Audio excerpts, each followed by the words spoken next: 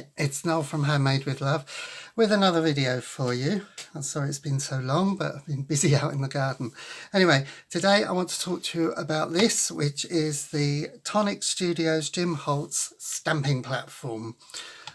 Good little piece of kit, and as usual, let's go through it. You have a clear plastic flap, as you can see here, which detaches, and I'll explain why that detaches in a minute. Plastic platform with measurements in inches and centimeters down the sides, and you have two magnets.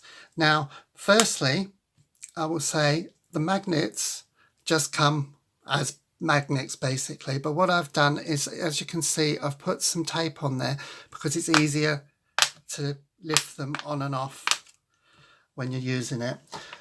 Right, as I said, this clear platform, this platform here is double-sided. So on one side, I don't know whether you can see that, it says clear. So what you do is you click that in there, and that is for when you're using the clear stamps like that. Okay. If you've got rubber stamps, and by rubber I mean something like that, you turn it over, click it back in, and it's a bit deeper to take the rubber back. Now, it does actually say on here, when you do it, it's actually got rubber there, turn it over, clear there, so you know what you are actually doing, i.e. which type of stamp you're using. Okay, so that's the basics of it. Quite solid.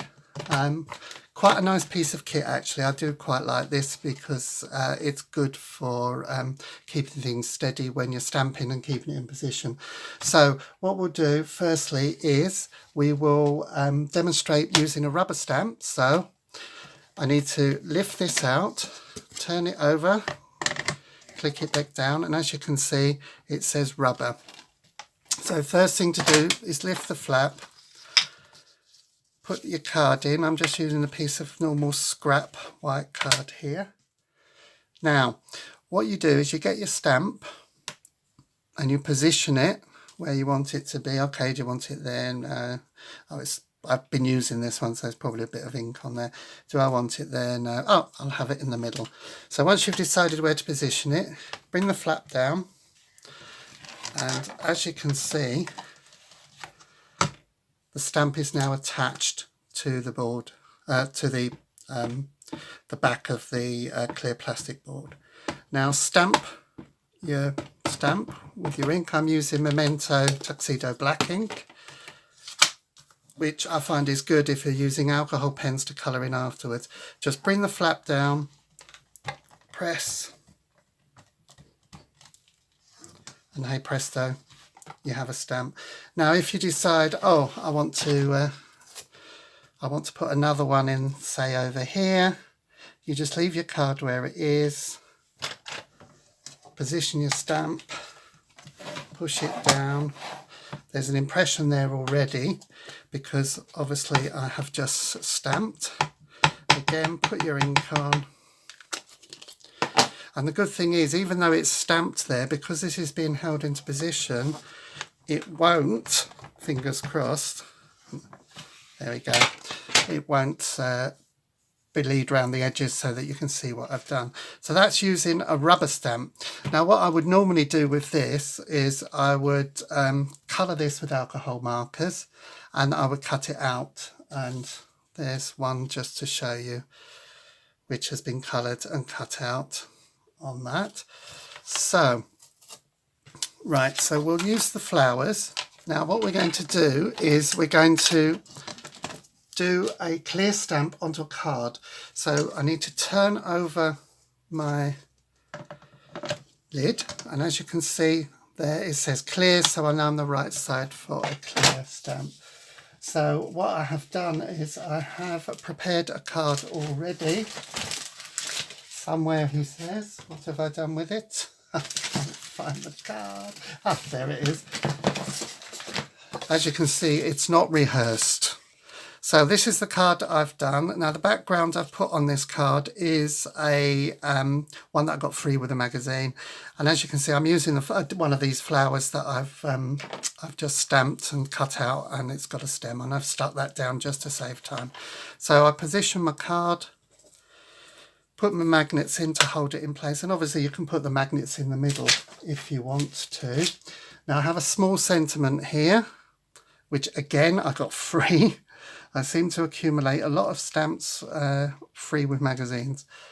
So just position it where you want it to go. I think just about there. Oh, just caught that there. Yep. So bring your lid down, just press it just to get it on to the lid. And as you can see, it's there.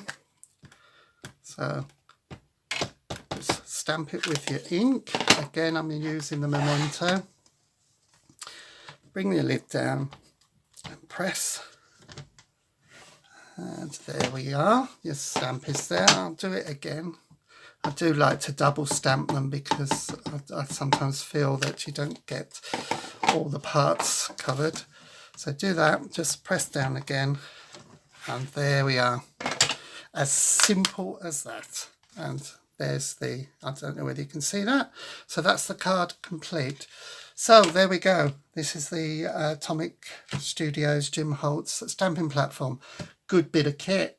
Makes life a lot easier when stamping, especially if you're like me and you're no good using the clear freehand stamps. So what would I give this? Very solid. I would actually give this 10 out of 10. And I have no qualms about giving it that. Now, on one of my earlier videos, I actually did about this stamping platform from Crafter's Companion. Now, if you were to compare the two, I would actually say the stamping platform, this Atomic Studios Tim Holtz one, is actually a lot better than this one. Now, this Crafter's Companion stamping platform is good if you've got a card which has maybe got lots of embellishments on and you only want to position it in a specific place. That will probably work a lot better than this one. So there we go. So I hope you enjoyed that quick video, and I will catch up with you soon. I appreciate any comments that you'd like to make, and as always, subscribe to my channel for all updates. Thank you and goodbye.